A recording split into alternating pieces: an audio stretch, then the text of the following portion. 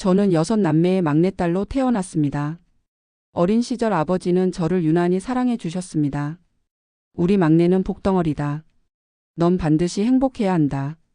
그 말은 제 인생을 붙드는 유일한 위로이자 희망이었습니다.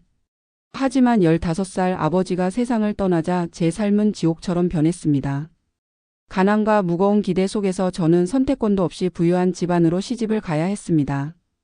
결혼 후 시댁은 저를 무시했습니다. 가난한 집 딸 주제에 라는 눈빛과 말들이 늘 따라붙었습니다. 저는 참아냈습니다. 아들을 낳으면 달라지리라 믿었고 실제로 손자를 안겨주자 그들의 태도는 조금 변했습니다. 그러나 남편은 달라지지 않았습니다. 여전히 무심했고 차가웠습니다. 그러던 어느 날 남편의 외도를 알게 되었습니다. 회사 여직원과 바람을 피우고 있었던 것입니다. 증거를 들이대도 그는 뻔뻔하게 잡아떼었습니다. 친정에 하소연했지만 돌아온 건 차갑디 차가운 대답뿐이었습니다. 이혼하지 마라. 내가 나서면 우리 집안 체면이 구겨진다. 그 순간 깨달았습니다. 남편도 시댁도 친정도 모두 내 편이 아니라는 것을. 오직 내 편은 나 자신과 어린 아들뿐이라는 것을. 저는 이혼을 결심했습니다. 가진 것 하나 없이 아들을 데리고 나왔습니다. 하루하루 먹고 살기 위해 식당일, 공장일, 청소일을 전전하며 몸이 망가져갔지만 끝까지 버텼습니다. 아버지의 말이 제 마음속에서 계속 들렸기 때문입니다. 막내야, 넌 반드시 행복해야 한다. 하지만 저는 단순히 버티며 살지 않았습니다. 억눌림만 당하며 끝날 인생이 아니었으니까요. 남편의 외도를 알았을 때부터 저는 이미 마음속으로 다짐했습니다. 이대로 무너지는 대신 반드시 돌려주겠다. 남편은 외도를 하면서도 위자료 한 푼 주지 않았습니다. 아이 양육비조차 제대로 주지 않았습니다. 저는 악착같이 돈을 벌며 동시에 법을 공부했습니다. 밤마다 잠을 줄이고 책을 파고들며 이혼 소송에서 승기를 잡을 방법을 찾아냈습니다. 그리고 마침내 결정적 증거를 발견했습니다. 남편이 회사 자금을 횡령해 여직원과 해외여행을 다녔다는 사실을 밝혀낸 것입니다. 그 증거를 법정에 제출했을 때 남편의 얼굴이 하얗게 질려가는 것을 보았습니다. 판결은 제 완승이었습니다. 양육권과 위자료, 양육비까지 모두 받아내며 남편은 사회적으로 완전히 몰락했습니다.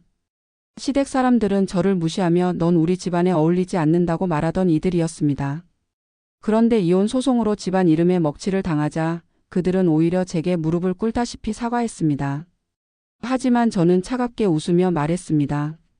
사람 취급조차 하지 않던 저를 이제 와서 찾으십니까? 앞으로 제 인생에 당신들 자리는 없습니다.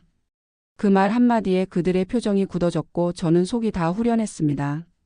친정 또한 저를 버렸습니다. 제가 이혼하겠다 했을 때 체면 때문에 저를 다그쳤던 가족들. 그런데 제가 법정에서 남편을 꺾고 홀로 우뚝 서자 친정 오빠들이 다시 제게 손을 내밀었습니다. 사업이 어려우니 도움을 달라며 찾아왔습니다. 그 순간 저는 속으로 비웃었습니다. 내 고통에는 눈 감던 사람들이 이제 와서 나를 이용하려 하는구나. 저는 단호히 거절했습니다.